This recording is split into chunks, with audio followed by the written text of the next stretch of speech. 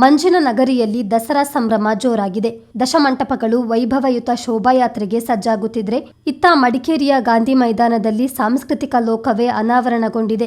ದಿನಕ್ಕೊಂದು ಕಾರ್ಯಕ್ರಮಗಳು ಜನಮನ ಸೂರೆಗೊಳ್ಳುತ್ತಿದ್ದು, ನೃತ್ಯ ವೈಭವ, ಗಾನಸುಧೆಯ ಮೂಲಕ ಕಲಾವಿದರು ಸಾಂಸ್ಕೃತಿಕ ರಂಗನ್ನು ಪ್ರಸ್ತುತಪಡಿಸುತ್ತಿದ್ದಾರೆ.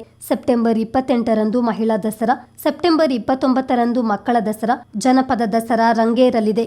ಅಕ್ಟೋಬರ್ 1ರ ಆಯುಧ ಪೂಜೆ ದಿನದಂದು ಸಂಜೆ ಜಾಗತಿಕ ಮಟ್ಟದಲ್ಲಿ ಖ್ಯಾತಿ ಪಡೆದಿರುವ ರಘು ದೀಕ್ಷಿತ್ ನೇತೃತ್ವದ ತಂಡದಿಂದ ಸಾಂಸ್ಕೃತಿಕ ಕಾರ್ಯಕ್ರಮ ಮೂಡಿಬರಲಿದೆ.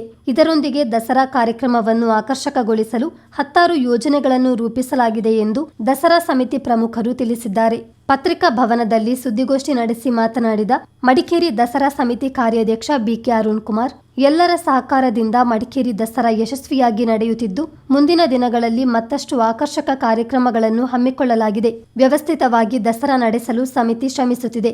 ಅಕ್ಟೋಬರ್ 2ರ ವಿಜಯದಶಮಿಯಂದು ವಿವಿಧ ತಂಡಗಳಿಂದ ರಸಮಂಜರಿ ಹಾಗೂ ಸಾಂಸ್ಕೃತಿಕ ಕಾರ್ಯಕ್ರಮ ಆಯೋಜಿಸಲಾಗಿದೆ ಎಂದರು.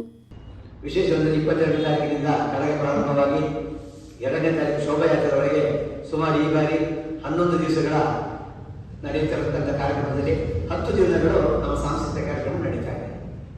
ಈಗಾಗಲೇ ಮನೆಯಿಂದ ತಮಗೆ ಗೊತ್ತಿರುವ ಹಾಗೆ ಸ್ಪೋರ್ಟ್ಸ್ ಪ್ರಾರಂಭವಾಗಿದೆ. ನಿನ್ನೆ ಕವಿಗೋಷ್ಠಿ ಆಯಿತು, ಮೊನ್ನೆ ಕಾಫಿ ದಸರಾ ಆಯಿತು, ನಾಳೆ ಯುವ ದಸರಾ ಇದೆ, ಜಾನಪದ ದಸರಾ ಇದೆ, ಮಹಿಳೆಯರ ದಸರಾ ಇದೆ, ಮಕ್ಕಳ ದಸರಾ, ಇಷ್ಟು ಇನ್ನು ಬಾಕಿ ಇದೆ. ಹಾಗೆ ಆಯುಧ ಪೂಜೆ ಕಾರ್ಯಕ್ರಮ 1ನೇ ತಾರೀಕು 2ನೇ ತಾರೀಕಿಗೆ ವಿಜಯದಶಮಿ ನಡೀತಿದೆ. ಎಲ್ಲ ಕಾರ್ಯಕ್ರಮಗಳಿಗೆ ಪತ್ರಕರ್ತರ ತಮ್ಮ ತುಂಬು ಸಹಕಾರವನ್ನು ಮಡಿಕೇರಿ ನಗರ ದಸರಾ ಸಮಿತಿ ಬಯಸಿದೆ.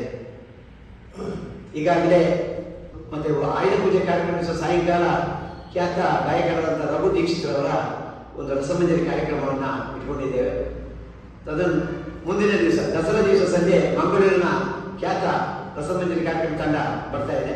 ಈ ಕಾರ್ಯಕ್ರಮ ಅದಕ್ಕೆ ಬರತಕ್ಕಂಥ ಗೆಸ್ಟ್ಗಳನ್ನ ಪಟ್ಟಿ ಮತ್ತು ಅದರ ನಗರ ದಸರಾ ಸಮಿತಿ ಹಾಗೂ ನಗರಸಭೆ ಉಪಾಧ್ಯಕ್ಷ ಮಹೇಶ್ ಜೈನಿ ಮಾತನಾಡಿ, ದಸರಾ ಹಿನ್ನೆಲೆ ಮಡಿಕೇರಿಯ ಮುಖ್ಯ ಬೀದಿಗಳಲ್ಲಿ ವಿದ್ಯುತ್ ದೀಪಗಳಿಂದ ಅಲಂಕಾರ, ವೇದಿಕೆ ನಿರ್ಮಾಣ, ಡ್ರೋನ್, ಗ್ಯಾಲರಿ ನಿರ್ಮಾಣಕ್ಕೆ ಒಟ್ಟು 58 ಲಕ್ಷ ಖರ್ಚಾಗಿದೆ ಎಂದರು. ಆಯುಧ ಪೂಜೆಯೆಂದು ಕನ್ನಡ ಮತ್ತು ಸಂಸ್ಕೃತಿ ಇಲಾಖೆ ಸಚಿವ ಶಿವರಾಜ್ ತಂಗಡಗಿ ಅವರನ್ನು ಆಹ್ವಾನಿಸಲಾಗಿದೆ. ದಕ್ಷಿಣ ಕನ್ನಡ ಜಿಲ್ಲೆಯ ಶೇಡ್ಸ್ ತಂಡದಿಂದ ವಿವಿಧ ಕಾರ್ಯಕ್ರಮ ನಡೆಯಲಿದೆ ಎಂದು ತಿಳಿಸಿದರು.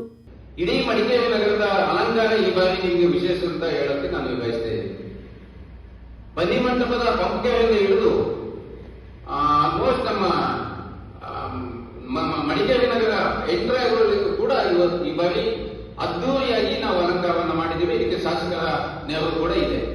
ಸುಮಾರು 58 ಲಕ್ಷ ವೆಚ್ಚದಲ್ಲಿ ಇಡೀ ಮಡಿಕೇರಿಯ ಆ ಒಂದು ವಿದ್ಯುತ್ ಅಲಂಕಾರ, ಸ್ಟೇಜ್, LED ಸ್ಕ್ರೀನ್, ಅದರ ಜೊತೆಗೆ ನಾಡಿದ್ದು ದಸರಾವನ್ನ ವೀಕ್ಷಣೆ ಮಾಡಕ್ಕೆ ಬರುವಂತಹ ಜನಗಳಿಗೆ ಗ್ಯಾಲರಿಯ ಒಂದು ಯೋಜನೆಯನ್ನು ಕೂಡ ನಾವು ಈ ಬಾರಿ ಹಾಕೊಂಡಿದ್ದೀವಿ.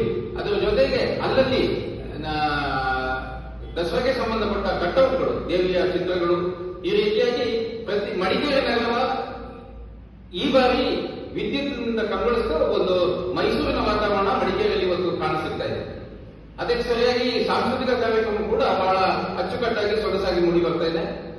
ಇದರ ಜೊತೆಗೆ ನಾವು ಮುಂದಿನ ಆಯುಧ ಪೂಜೆ ಮತ್ತು ದಸರಾದ ಈಗಾಗಲೇ ಕಾರ್ಯಾಧ್ಯಕ್ಷರು ಸ್ಪಷ್ಟಪಡಿಸಿದ್ದಾರೆ. ನಮಗೆ ಆ ದಿನದ ಒಂದು ಕನ್ನಡ ಮತ್ತು ಸಂಸ್ಕೃತಿ ಇಲಾಖೆಯ ಪ್ರಾಯೋಜಕತ್ವದಲ್ಲಿ ನಡೆಯುತ್ತಿರುವಂತಹ ಈ ಒಂದು ಕಾರ್ಯಕ್ರಮಕ್ಕೆ ಮಾನ್ಯ ಕನ್ನಡ ಮತ್ತು ಸಂಸ್ಕೃತಿ ಇಲಾಖೆಯ ಸಚಿವರಾದಂತಹ ಶಿವರಾಜ್ ತಂಗಡಿಯವರನ್ನು ಆಹ್ವಾನಿಸಬೇಕು ಅಂತೇಳಿ ನಾವು ಒಂದು ಕೇಳಿಕೊಂಡ ಮೇರೆಗೆ ಅವರ ಜೊತೆ ಸಂಪರ್ಕದಲ್ಲಿ ಇಟ್ಕೊಂಡು ಮಾನ್ಯ ಶಾಸಕರು ಅದನ್ನ ಒಂದು ಫೈನಲ್ ಮಾಡುವ ಹಿನ್ನೆಲೆಯಲ್ಲಿ ಕೆಲಸ ಮಾಡ್ತಾ ಇದ್ದಾರೆ. ಕೆಲವೊಂದೆರಡು ದಿನಗಳಲ್ಲಿ ನಾವು ಆಯುಧ ಪೂಜೆ ಮತ್ತು ದಸರಾದ ಒಂದು ಆಮಂತ್ರಣ ಪತ್ರಿಕೆಯನ್ನ ಮಾಡ್ತೀವಿ.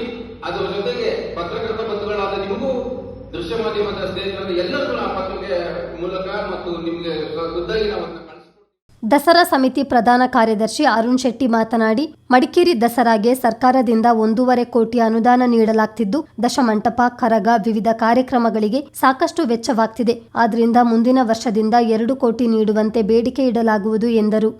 ಹಾಗೆ ದಸರಾ ಕಾರ್ಯಕ್ರಮಗಳಿಗೆ ಎಲ್ಲ ಉಪಸಮಿತಿಯವರು ತುಂಬಾ ಸಹಕಾರವನ್ನು ಕೊಡ್ತಾ ಇದ್ದಾರೆ. ಹಾಗೆ ಗೌರವಾನ್ವಿತ ಎಲ್ಲ ಸದಸ್ಯರು, ಗೌರವಾಧ್ಯಕ್ಷರು ಮತ್ತು ಉಪಸಮಿತಿಯಲ್ಲ ಸಹಪಾಠಿಗಳು ಎಲ್ಲರೂ ಸಹಕಾರದಿಂದ ಯಶಸ್ವಿಯಾಗಿ ಇವತ್ತು ನಾವು ದಸರಾವನ್ನು ಆಚರಣೆ ಮಾಡ್ತಾ ಇದ್ದೇವೆ. ಹಾಗೆ ಕ್ಷೇತ್ರದ ಶಾಸಕರ ಸಹಕಾರಗಳು ಈ ಬಾರಿ ಇದೆ. ಸುಮಾರು 1.5 ಕೋಟಿಯಷ್ಟು ಈ ಬಾರಿ ಅನುದಾನವನ್ನು ಕೊಟ್ಟಿದ್ದಾರೆ. ಅದು ನಮಗೆ ಸಾಲವಿಲ್ಲ. ಯಾಕೆಂದರೆ ವಿವಿಧ ಕಡೆಗಳು ಮೈಸೂರು ಆಗಿರ್ಬೋದು ಅಥವಾ ಬೇರೆಲ್ಲ ಕಡೆ ಹೆಚ್ಚಿನ ಅನುದಾನವನ್ನು ಕೊಡ್ತಾ ಇದ್ದಾರೆ. ಹಾಗೆ ಮುಂದಿನ ದಿನಗಳಲ್ಲಿ ಮುಂದಿನ ವರ್ಷ ನಾವು ಸುಮಾರು 2 ಕೋಟಿಯಷ್ಟು ಅನುದಾನ ಕೊಡಬೇಕು ಅಂತೇಳಿ ನಾವು ಈ ಸಂದರ್ಭದಲ್ಲಿ ನಾವು ಬೇಡಿಕೆಯನ್ನು ಇಡ್ಲಿಕ್ಕಿದ್ದೇವೆ. ಯಾಕೆಂತಂದ್ರೆ ಎಲ್ಲ ಮಂಟಪಗಳು ಕಲೆಕ್ಷನ್ ಮಾಡ್ತಾ ಇದೆ. ನಾವು ಕಲೆಕ್ಷನ್ಗೆ ನಮಗೆ ಹೋಗ್ತಾ ಇಲ್ಲ, ನಾವು ಹೋಗ್ತಾ ಇಲ್ಲ. ಆದರೆ ದಸರಾ ಕಾರ್ಯಕ್ರಮ ನಡೆಸಬೇಕಾದ್ರೆ ಹೆಚ್ಚಿನ ಮೊತ್ತ ಬೇಕಾಗ್ತದೆ. ಆದ ಕಾರಣ ನಾವೇನು ವಿನಂತಿಯನ್ನು ಮಾಡ್ತೀವಿ ಅಂದರೆ ಈ ಬಾರಿ ತಾವುಗಳು ಹೆಚ್ಚಿನ ಒಂದು ಪ್ರಚಾರವನ್ನು ಕೊಟ್ಟು ಈ ಬಾರಿಯ ದಸರಾವನ್ನು ಯಶಸ್ವಿ ಮಾಡಿಕೊಡಬೇಕಾಗಿ ನಾನು ತಮ್ಮಲ್ಲಿ ಸುದ್ದಿಗೋಷ್ಠಿಯಲ್ಲಿ ನಗರಸಭೆ ಹಾಗೂ ನಗರ ದಸರಾ ಸಮಿತಿ ಅಧ್ಯಕ್ಷೆ ಕಲಾವತಿ, ಖಜಾಂಚಿ ಸಬಿತಾ, ಕಾರ್ಯದರ್ಶಿ ಕಾನೇತ್ಲು ಮುಣ್ಣಪ್ಪ ಹಾಜರಿದ್ದರು.